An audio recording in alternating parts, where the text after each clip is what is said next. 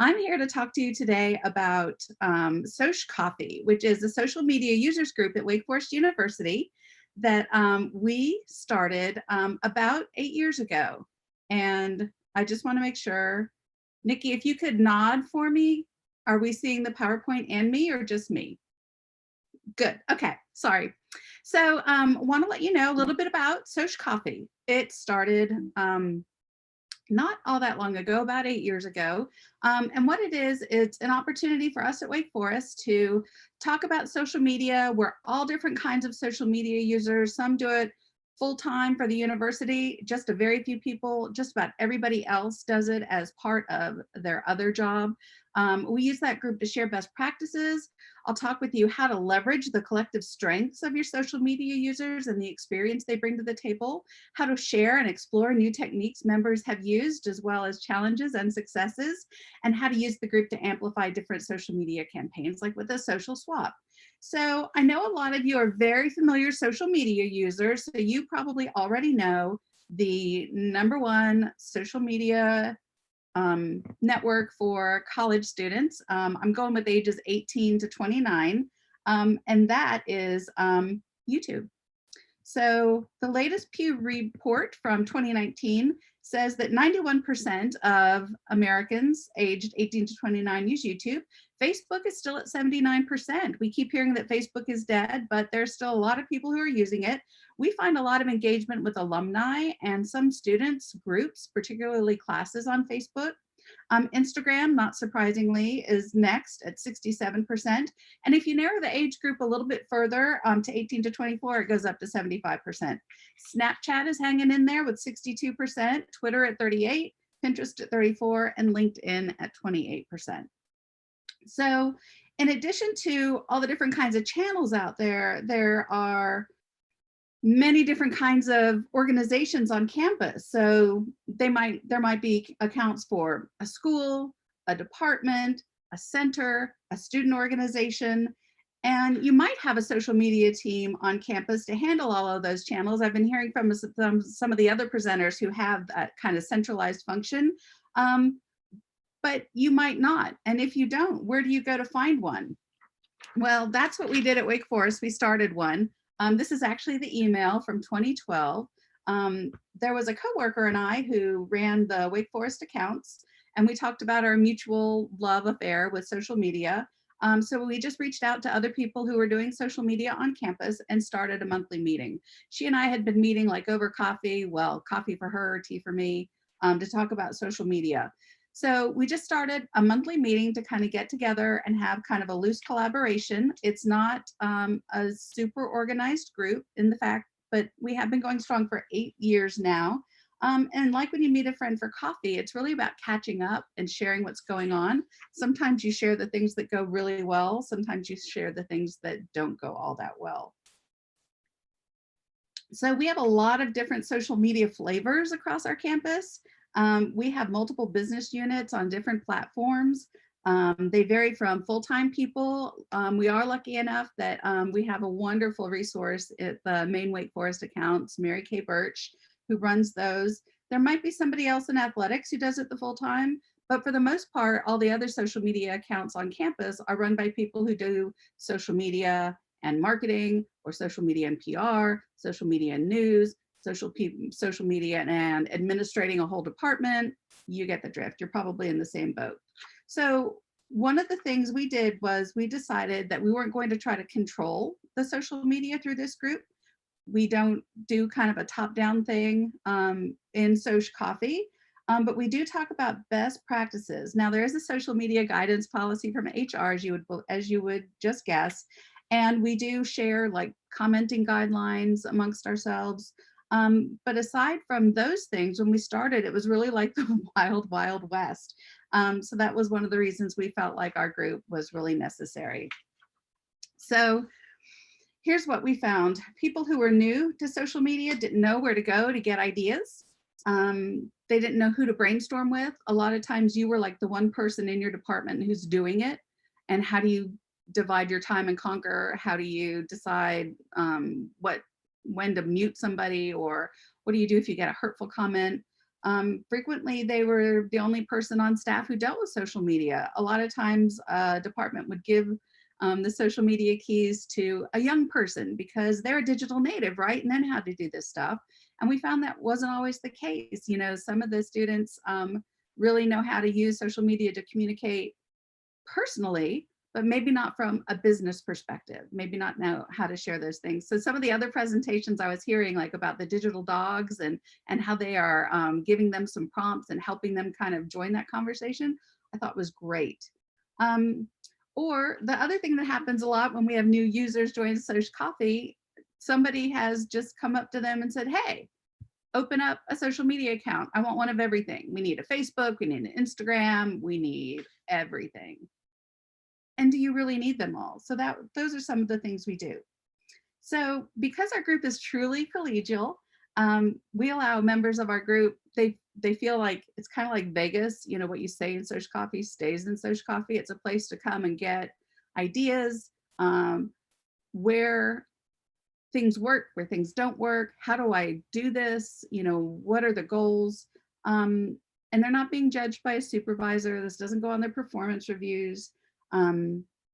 We help them figure out the goals for what they need for their communication. All the stuff you guys know who deal with social media. You listen first. Who's your audience? What do you want social media to do? Who do you want to reach out to? What kind of communication can you do? Is it something very visual? Instagram might be your thing. Is it something very news oriented where you want to drive people to a website for more information? Maybe Twitter's your jam. So we talk through all those different things in Social Coffee. So one of the best things I think about Social Coffee is that it gives us the chance to build relationships with social media users in our organization. Many social media managers are wearing multiple hats. So sometimes you might see something that another account is doing and you want to ask them how they did it or would that work for you? And so having these monthly face-to-face meetings helps you build relationships in order to kind of build those bridges. One of the challenges that we have is that we have social media users of all skill levels. We have some people who are very advanced and are doing marketing on social media. We have other people who are just opening accounts. So they need a trusted and not judgy resource to bring their questions to. We started this group with a list of emails. When we met, we shared our work, we share our personal social handles, and we encourage everyone to follow everybody else. So that's one of the ways that we are able to kind of keep it going. We meet mostly monthly, generally on a Friday. We kind of do that 9:30 to 10 thing because if people want to leave early on a Friday, they can still get their Social Coffee in. It seemed to be the time of the week that was more open and flexible in people's schedules.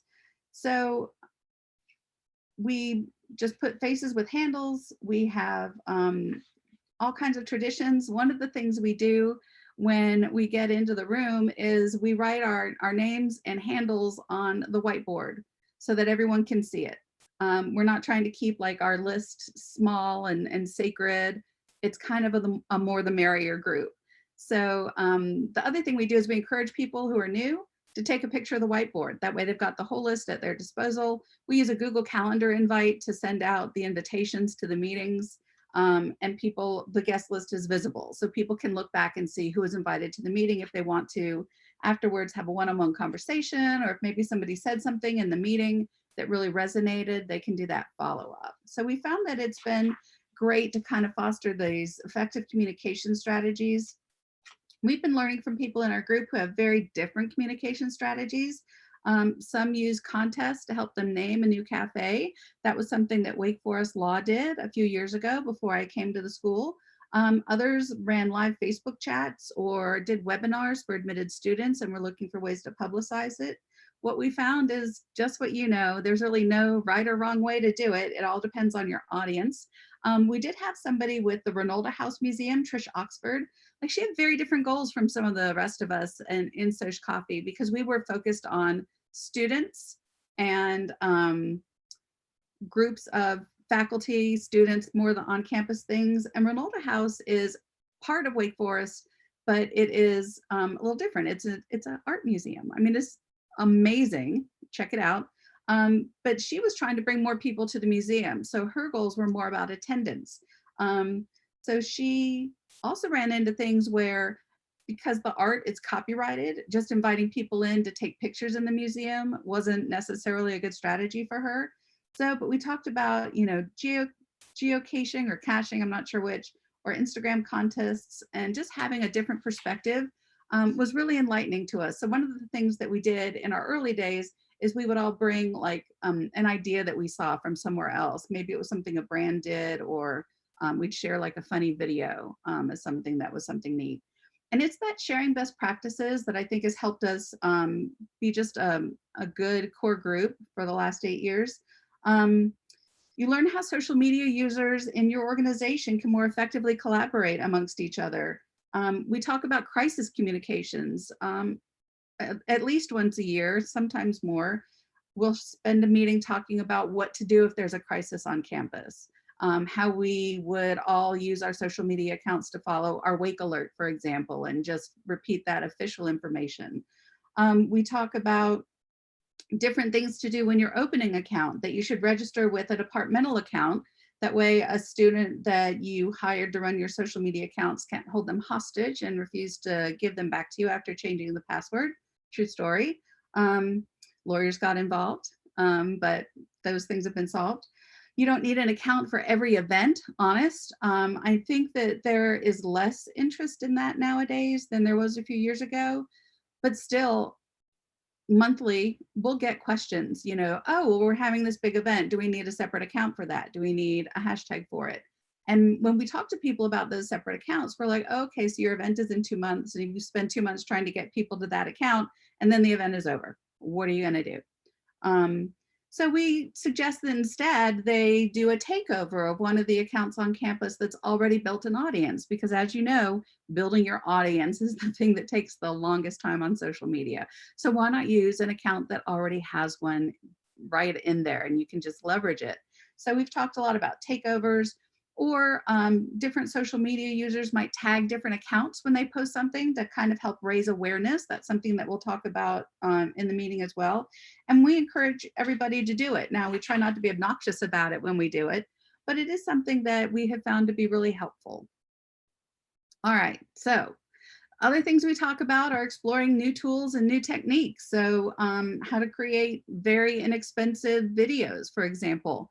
I did a presentation about how I create social media videos with my phone, and my whole little bag of tricks fits right here. Even my phone will fit in there. I have a little monopod that I use. I've got an external microphone. It's very quick and easy to make videos that way. You can edit them on iMovie. If you're on a Windows computer, I believe Windows Movie Maker is the way to go. We talk about Adobe Premiere Rush, just ways to kind of get that out. We'll talk about the square video over vertical video, when to do landscape video. We have done all kinds of things. We've had speakers come and talk to us over the year. In the last year, I think Sprout Social came and gave a really nice presentation for us.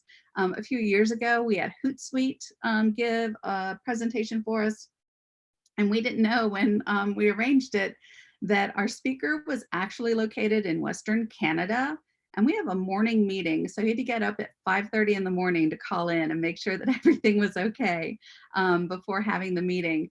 But he was awake and alert. I don't know how much coffee he had had that morning, but he presented a white paper for us on things that Hootsuite had learned about higher ed. And that was really great. One of the things that we did find was we had to be careful with who we invited to be a speaker, because sometimes it tried to veer into a sales presentation. And as a group, we tried not to like giggle into our hands when pricing was discussed, because almost universally it was more than we could afford. Chuck Hester from LinkedIn came and gave a talk to us. So most of these were virtual. Some of them came on campus.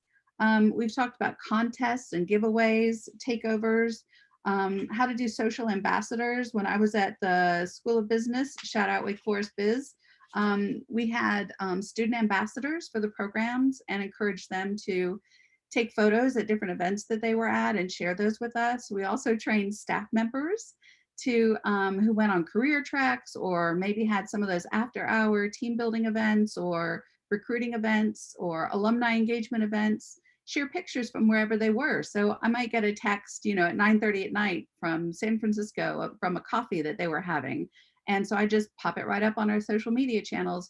And so we shared some of those things with all the different people who come to the group meetings as well. We talk about maybe you need a multimedia intern. Maybe there is a student who can help you who is really good at creating little videos on their phone.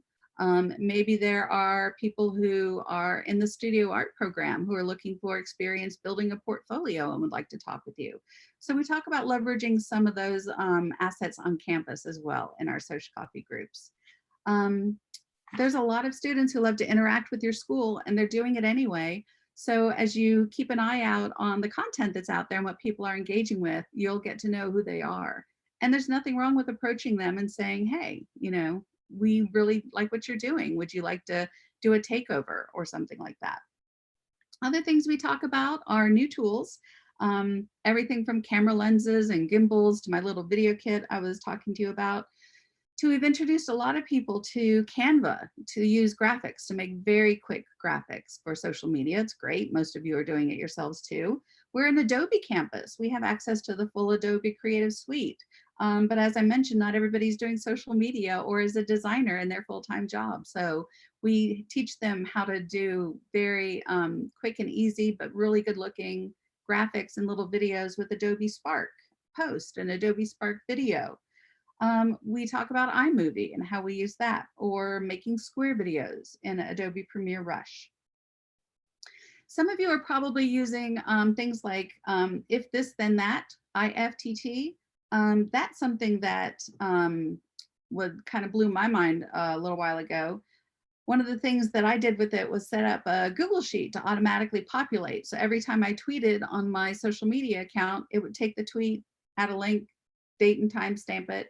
And so I would have just a Google spreadsheet of all my tweets. So it was like automatically archiving them for me. And it made it very easy to go back if there was something that I was trying to do later, if I wanted to reschedule something, or if I just wanted to keep track of how often I was tweeting. That was something that helped me with those analytics. We've talked about different tools that we're using to schedule. Our main account is using Sprout Social and loves it.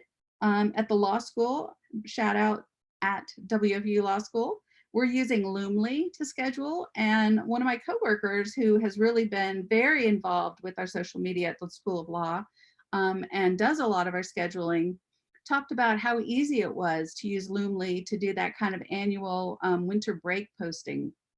That was one of the tips and tricks we talked about at a previous meeting. It was something that I was doing when I was at the School of Business before I went over to the School of Law. You know, that empty time when you're away from campus and you really don't want to log in from home every day and post something. I think it's great to repost your evergreen content. We'll talk about that. How posting something on social media isn't just one and done. You can do it more than one time a day. You can do it more than one time a year. But anyway, taking that kind of idea about using evergreen content for your holiday break, she said that doing it with Loomly just made it so easy this year because she was able to just go back to old posts and reschedule them in a new way. So if you haven't heard much about Loomly, check it out. They do offer educational pricing. We'll talk about apps for collages like Pick, Play, Post, you know, which is fun because it will do video in addition to just other things. We'll talk about Giphy. I urge you to check out the Wake Forest account. We have some great GIFs of the Demon Deacon mascot up there that we all like to use. So that's one way that we'll share things. Some of the other things we do is we make it okay to share when something went really great. As a matter of fact, we love it. We love it when you share a win. Tell us what went right. You tried something new. How did it work for you? What went great? What was engagement like for you? We talk about looking at more than just numbers. Maybe it's comments. So it's not just the numbers game, but really kind of getting people to have those conversations. And we find that sharing the wins helps make everyone learn because it's all a big experiment, as you know. A lot of people will come to our social coffee meeting like, okay, tell me what to do and I'll do it. And I'll do it exactly that way. And we're like, well, here's some things that worked for us. But it's you and your account. Try stuff, experiment. It'll be great. We cover everything when we're talking about wins, from successful Instagram campaigns to what I did for my summer job and how to try and get engagement over those summer months when students aren't on campus. Um, we love it when our students who are spending the summer abroad share pictures with us and stories. So we talk about how you can post it on your social media accounts, but maybe you can also create like a short little blog post and have some more content that way. So we talk about ways to take like one piece of content and use it in multiple channels. We talk about different hashtags that we're using. For example, every year at graduation, we use the same hashtag. We don't add the year to it. We don't put different doodads around it. It's just hashtag WFU grad. We've been using it for years. That way we can kind of go back and have a historic look at how the hashtag has been shared every year. And now everybody knows what that hashtag is and we all use it. We also do, sometimes around our giving days, Wake Forest's motto is Pro Humanitate, for humanity. So we've done some really fun things around hashtag Good Wears Black, one of our school colors. Around the Belk Bowl or other bowl games when our football team went, there was a lot of social media. Everyone was very excited about that. So we talked about how to leverage that amongst each other. So that was really good. Sorry, I'm just caught up in the glory of that. It's just been a really great chance for us to kind of let your hair down and talk about what's working for you. But sometimes things don't work for you. We talk about don't use personal email to sign up for a work social media account. Try to have a departmental one. Over the years, different people have come to us trying to figure out ways to reclaim an old account that maybe has gone dormant because it was started with somebody's personal email and that person left. I talked a little bit about this, but don't assume that because someone on your team is young, they're a social media expert. They're super savvy, don't get me wrong, but they may not know the business objectives that you're trying to accomplish. We talk about that you don't have to be on every social media channel. Start with one, do it well before you move on to another. Do the research, listen and find channels where your audience, the people you want to talk to, are engaging, and then go talk to them there. If somebody at your school asks you to help them get them started on social, walk them through why they think they need an account. I like to talk about the umbrella strategy that I employed at the School of Business. So when I first got there, there were a lot of different accounts. So many on Twitter, different programs each had their own accounts, but as a result, the audience was very fragmented. So instead, we shuttered old accounts that weren't performing and got everybody underneath the at Wake Forest Biz umbrella account and asked them if you were doing something program specific to use a hashtag to denote the program, but that the goal for the social media is to show people a real good view of what it is like at the School of Business at Wake Forest. Same thing with the School of Law. We want people to see all kinds of students. We have different programs, just like you do at your university. But why kind of build this deserted island out there that you're going to strand somebody at, like for an event or the 10 months out of the year that you might be at school, when you could leverage an account that's bigger and already has the audience. So we talk a lot about that. Don't abandon people out on a desert island. The same thing for prospective students, current students, alumni. Do you really want people to have to look at this account as a prospective student and then find a new handle when they're a current student and then switch to another handle once they leave, once they graduate? So rather than that, we try to come up with one handle that deals with all these things, so you don't have to find different groups. You can kind of stick with the one that you know. So all of those audiences are focused on employers, donors, students. So we try to do a little bit of everything. So one of the things I really like is kind of creating that megaphone campaign. We talk about amplifying social media campaigns in Social Coffee. So one of the things we do is social swap. So we have encouraged people to share what they're doing on social media. Like if they're running a campaign, we talk about those in the meetings. We spend time at the end of every meeting saying, does anyone have something coming up that you want us to know about? Tell us about it. But we also have asked everybody, if you have something, send us all an email, add your graphics, send a suggested tweet or two, give us some bullet point details, tell us when you want it to run, when you don't want it to run. And then people in the group whose audience it makes sense to run that campaign have the option to do so. And if they don't think it's right for their audience, they don't have to do it. But having that social swap is something that's helped us really kind of sing from the same page. It amplifies the things that are important on our campus. It is like a secret blog pact from the early 2000s. You know, there were groups of bloggers that used to post on everybody's accounts, and you didn't really know it until years later. So we're not doing it secretly because we're tagging each other and sharing this via email, but we want to share great content from our university. If ZSR Library is doing something really cool, there's nothing wrong with a different account showing it. And so that is something that has been really successful for us, sharing that content and asking each other to share it via email. We're not using real high-tech tools.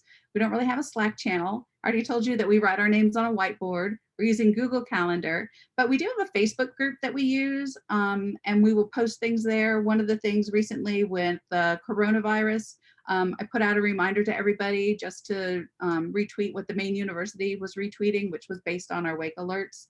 So it's something that's easy for you to do. You can replicate the success on your campus. It's just a chance for you to share what's going on, talk with people who are doing the same kinds of things that you're doing. I had an intern who worked with me who went to another university for a job, and he said he liked it so much that he was going to start Social Coffee there. So if that's something that you're interested in doing, you sure can. You can find me here. I'm at Skordas at wfu.edu. At Twitter, I'm on Steph Skordas. This is my Wake Forest Biz handle. I'm at WFU Law School now. Lisa Snedeker, who you see on this slide, wave hi to her. She's over at Campbell now. So I moved over to the law school when she left. If there are questions, I will be happy to answer them on Twitter, or I will peek back into the Facebook group and answer any questions you might have for me.